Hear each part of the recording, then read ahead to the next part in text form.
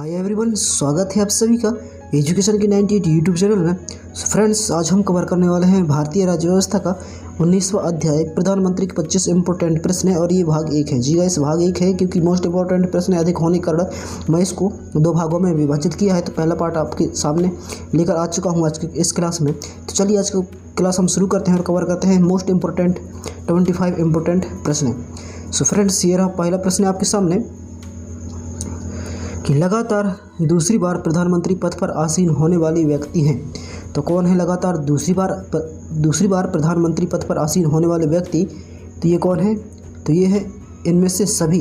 ये जो है सभी जो है ये दूसरी बार जो है प्रधानमंत्री पद पर आसीन हुए थे। ये सभी के सभी व्यक्ति कौन कौन? जवाहरलाल नेहरू हो गया, इंदिरा गांधी हो गए और अटल बिहारी वाजपेयी। ये तीनों के तीनों जो है ये दोबारा प्रधानमंत्री पद पर आसीन हुए थे। तो इनमें से सभी, ऑप्शन नंबर डी इसका सही जवाब हो जाएगा। ऑप्शन नंबर डी इसका सही जवाब हो जाएगा। अगला प्रश्न है भारत के प्रधानमंत्री कैसे होते हैं? भारत के प्रधानमंत्री, तो भारत के प्रधानमंत्री जो है नियुक्त होते हैं। क्या होते हैं? भारत के प्रधानमंत्री जो है नियुक्त होते हैं। ऑप्शन नंबर ए इसका सही जवाब हो जाएगा। ऑप्शन नंबर ए इसका सही जवाब हो जाएगा। अगला प्रश्न है प्रधानमंत्री की नियुक्ति कौन करता है? प्रधानमंत्री की नियुक्ति कौन करता है? तो कौन करता है प्रधानमंत्री की नियुक्ति? तो ये करता है राष्ट्रपति। कौन करता है? राष्ट्रपति। ऑप्शन नंबर ए इसका सही जवाब हो जाएगा। ऑप्शन नंबर ए इसका सही जवाब हो जाएगा। अगला प्रश्न है भारत के प्रधानमंत्री का पद ये जो है संविधान द्वारा गठित है। ये संविधान के द्वारा गठित है। ऑप्शन नंबर ए इसका सही जवाब हो जाएगा। ऑप्शन नंबर ए इसका सही जवाब हो जाएगा। अगला प्रश्न है प्रधानमंत्री को उसके पद की गोपनीयता की शपथ कौन दिलवाता है? तो कौन दिलवाता है उसके पद की गोपनीयता की शपथ? तो ये दिलवाता है कौन? राष्ट्रपति। कौन दिलवाता है? राष्ट्रपति। ऑप्शन नंबर ए इसका सही जवाब हो जाएगा। ऑप्शन नंबर ए इसका सही जवाब हो जाएगा। अगला प्रश्न है भारत में एक व्यक्ति अधिक से अधिक कितनी बार प्रधानमंत्री पद पर नियुक्त हो सकता है? तो कितनी बार जो है भारत में कितनी बार प्रधानमंत्री पद पर एक व्यक्ति नियुक्ति हो सकता है? तो कितनी बार नियुक्ति हो सकता है? तो ये हो सकता है कितनी ही बार, मतलब इसकी कोई सीमा नहीं है। तो ऑप्शन नंबर डी इसका सही जवाब हो जाएगा। ऑप्शन नंबर डी इसका सही जवाब हो जाएगा। अगला प्रश्न है कि भारत में शक्तियों का प्रमुख उभरता केंद्र है। भारत में शक्तियों का प्रमुख उभरता केंद्र है। तो कौन सा है वो केंद्र? तो वो है प्रधानमंत्री। कौन है? प्रधानमंत्री। ऑप्शन नंबर सी इसका सही जवाब हो जाएगा। ऑप्शन नंबर सी इसका सही जवाब हो जाएगा। अगला प्रश्न है निम्नलिखित में से कौन लोकसभा का नेतृत्व करता है? निम्नलिखित में से कौन लोकसभा का नेतृत्व करता है? तो कौन करता है लोकसभा का नेतृत्व? तो ये करता है प्रधानमंत्री। कौन करता है? प्रधानमंत्री। ऑप्शन नंबर सी इसका सही जवाब हो जाएगा। ऑप्शन नंबर सी इसका सही जवाब हो जाएगा।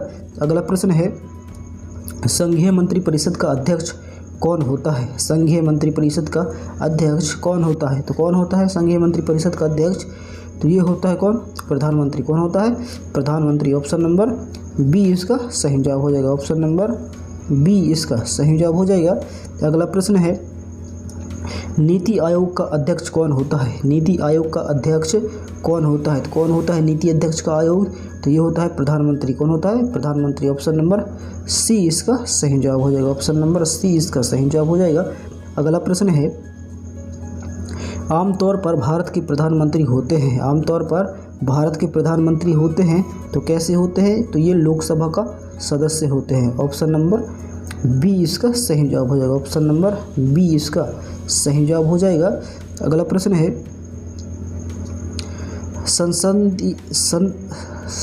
संसदीय तंत्र में वह व्यक्ति प्रधानमंत्री चुना होता है जो निम्न का नेता होता है। तो किसका नेता होता है? तो वो होता है निम्न सदन में बहुमत दल का नेता होता है। ऑप्शन नंबर बी इसका सही जवाब हो जाएगा। ऑप्शन नंबर बी इसका सही जवाब हो जाएगा। अगला प्रश्न है मंत्रिमंडल की बैठक की अध्यक्षता कौन करता है? मंत्रिमंडल की बैठक का अध्यक्षता कौन करता है? तो कौन करता है? तो ये करता है प्रधानमंत्री। ऑप्शन नंबर डी इसका सही जवाब हो जाएगा। ऑप्शन नंबर डी इसका सही जवाब हो जाएगा। अगला प्रश्न है, प्रधानमंत्री की नियुक्ति राष्ट्रपति करता है, यह किस अनुच्छेद में वर्णित है? तो किस अनुच्छेद में यह वर्णित है? तो ये है अनुच्छेद 75 में। किस में है? अनुच्छेद 75 में यह वर्णित है। ऑप्शन नंबर सी इसका सही जवाब हो जाएगा। ऑप्शन नंबर सी इसका सही जवाब हो जाएगा। अगला प्रश्न है, भारत के प्रधानमंत्री पद के लिए उम्मीदवार की कम से कम कितनी उम्र होनी चाहिए? तो कितनी उम्र होनी चाहिए? तो यह है 25 वर्ष। ऑप्शन नंबर ए इसका सही जवाब हो जाएगा। ऑप्शन नंबर ए इसका सही जवाब हो जाएगा। अगला प्रश्न है,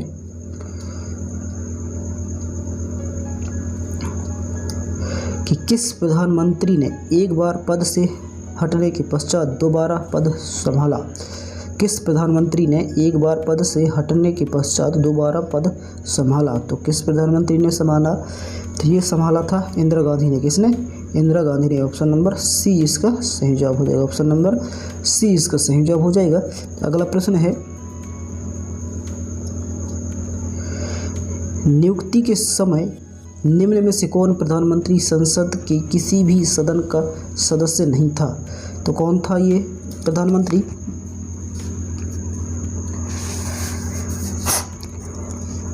तो ये है कौन?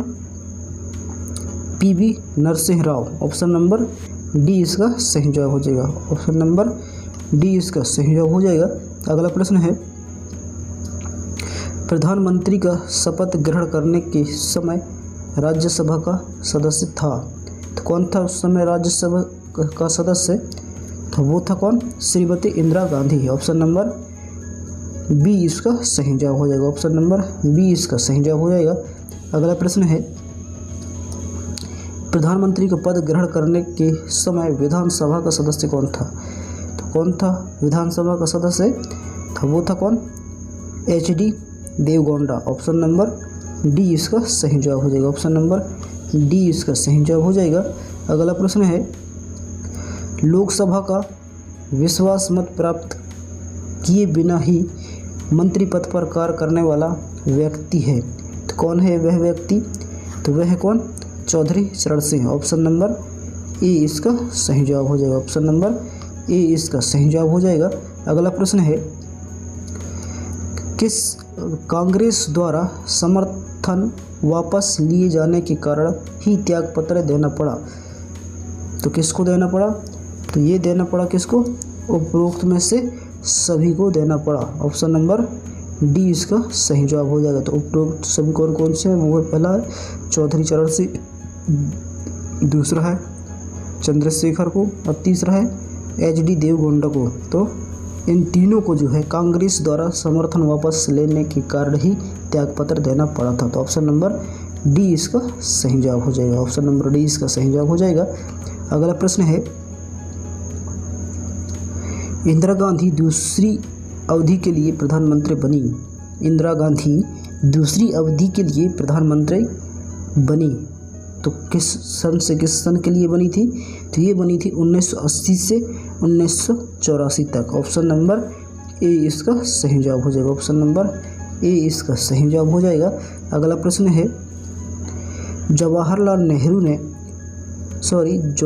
नेहरू के निधन के पश्चात किसने प्रधानमंत्री पद ग्रहण किया? तो किसने जवाहरलाल नेहरू के निधन के समय के पश्चात जो है प्रधानमंत्री की पद ग्रहण किया? तो ये किया था किसने? ये किया था गुलजारीलाल नंदन है। किसने? गुलजारीलाल नंदन है। ऑप्शन नंबर सी इसका सही जवाब हो जाएगा। ऑप्शन नंबर सी इसका सही जवाब हो जाएगा। अगला प्रश्न है, अविश्वास प्रस्ताव के कारण सर्वप्रथम किस प्रधानमंत्री को अपने पद से त्यागपत्र देना पड़ा? तो किसको अविश्वास प्रस्ताव के कारण सर्वप्रथम अपना त्यागपत्र देना पड़ा? तो वो है कौन? मोरारजी देसाई। कौन है? Morarji Desai. Option number A इसका सही जवाब हो जाएगा। ऑप्शन नंबर ए इसका ऑप्शन नंबर ए इसका सही जवाब हो जाएगा। अगला प्रश्न है, आज की क्लास का अंतिम प्रश्न है कि वह प्रथम प्रधानमंत्री कौन थे जिन्होंने संसद सत्र में उपस्थित हुए बिना ही त्यागपत्र दिया था?